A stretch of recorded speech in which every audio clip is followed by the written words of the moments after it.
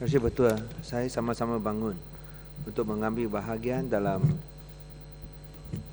perbahasan, mengucapkan terima kasih kepada Tita Diraja oleh Yang di-Pertuan Agong, mana sautan tuanku adalah bahawa semua golongan rakyat tanpa mengira fahaman politik berganding bahu dan saling bekerjasama memajukan negara, dan bahawa semua pihak termasuk parti-parti politik perlu menunjukkan kebijaksanaan dan kematangan serta tidak melakukan apa jua tindakan yang boleh menjejaskan kestabilan dan pembangunan ekonomi negara. Dalam konteks ini, Tan Sri Yang Di-Pertua, saya ingin memulakannya dengan menyentuh beberapa perkara politik. Satu, bukan politik dalam khususnya, tetapi politik moral berkaitan dengan perkara peribadi yang nampaknya menjadi satu isu yang lebih penting daripada kemelisitan ekonomi yang kita hadapi sekarang.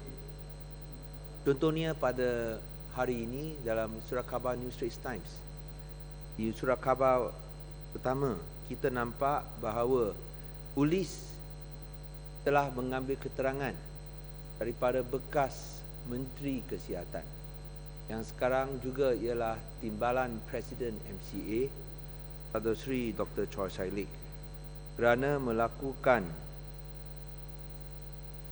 unnatural carnal seks dengan izin dan mengenai sesuatu skandal video yang berkaitan dengan beliau sebelum yang raya besar. Di sini saya tidak faham, Tan Sri Ketua, mengapa pihak polis hanya mengambil tindakan sekarang apabila perkara ini telah berlaku hampir 2 tahun yang lepas. Dan dalam fahaman saya, bila saya bincang dengan semua pemimpin-pemimpin PR, tidak ada seorang pemimpin Pakatan Rakyat yang mengungkit perkara ini. Tetapi saya terkejut bila saya lihat laporan ini, nampaknya ada pihak tertentu nak salah gunakan ruang yang sedia ada, salah gunakan kuasa mungkin untuk menjalankan satu tindakan hasad dengki politik. Di sini Tan Sri Yang Betul, saya tidak berminat campur tangan dalam urusan krisis dalaman, krisis rebut kuasa dalam MCA. Tetapi saya rasa kita mesti menunjukkan satu teladan di mana kita tumpukan kepada isu-isu utama dalam negara kita. Bukanlah menggunakan serangan peribadi sehingga mencabul perkara-perkara peribadi berkaitan dengan pemimpin yang tidak ada kaitan dengan mana-mana pihak. Ini pun sama seperti yang berlaku kepada Yang Berhormat Adun Bukit Lanjan, di mana saya tidak nampak macam mana bila seorang menjadi mangsa di mana perkara-perkara peribadinya telah dibongkarkan dalam media dalam keadaan yang begitu menjijikkan, tetapi yang mangsa nampaknya dihukum, sedangkan yang membongkarkan atau yang melakukan dengan izin invasion of privacy ini nampaknya akan terlepas begitu saja. Oleh itu saya ingin menyeru pihak kerajaan khususnya, kerana mereka ada kuasa tentang kepulisan dan juga keselamatan negara. Kalau kita nak lihat keselamatan negara, adalah lebih penting kita mengambil tindakan ke atas penjenayah-penjenayah, perompak-perompak, daripada menumpukan perhatian, membuangkan masa dalam kes-kes seperti ini.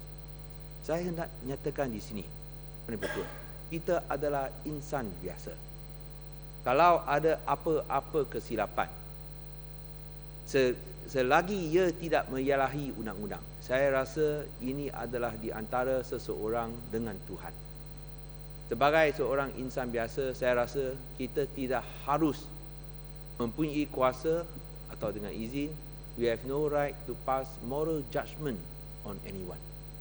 Oleh sebab itu, bila saya lihat muka surat utama dalam New Straits Times hari ini, sungguh pun ia tidak ada kaitan dengan pemimpin-pemimpin DAP, tapi melihat sesuatu yang berlaku ke atas pemimpin MCA dan Barisan Nasional, saya rasa kalau politik telah dimainkan dengan begitu menjijik sekali, menjadikan satu isu dalam rebutan kuasa MCA, saya hanya boleh melahirkan perasaan kesal dan ingin mengecam dengan sekeras-kerasnya. Sungguh pun ia bukan datang daripada pihak kita, tetapi sebagai seorang pemerhati, saya hanya boleh giling kepala. Dan saya ingin merayu dalam keadaan semikian, don't be a moral police. Jangan jadi polis morality, kerana hanya Tuhan yang layak menjadi isu atau menentukan isu morality. Dengan izin Tan Sri Yang Dipertua. Oleh sebab itu, marilah kita hormati kaum wanita. Janganlah menjadikan sebagai satu objek.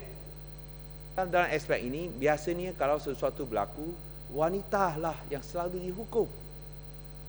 Saya mempunyai pengalaman dalam perkara ini, kerana pernah pada satu ketika, bila saya cuba membela nasib sebuah keluarga di mana anak gadis mereka dirogol, yang mangsa yang dirogol ini tidak dilindungi, tidak dibela, sebaliknya ditahan oleh pihak polis. Bila saya memperjuangkan nasib seorang mangsa rogol yang ditahan, saya pula yang dipenjarakan. So di sini kita boleh lihat dari sudut mata pihak berkuasa, nampaknya pihak kaum wanita selalu dilihat sebagai bersalah. Dan saya rasa kita harus tukarkan persepsi negatif sedemikian. Janganlah selalu kita salahkan kaum wanita atau menyatakan bahawa ini kerana angkara mereka, kerana kaum lelaki begitu tidak bermaya menahan nafsu mereka. Mana kucing yang tak mau makan ikan? Ini selalu digunakan sebagai satu alasan. Tetapi kalau nak bandingkan insan lelaki dengan kucing, saya rasa ini merendahkan diri sendiri. Kerana kita bukan kucing, kita bukan binatang, kita adalah insan yang dicipta oleh Tuhan. Kita lebih mulia daripada itu.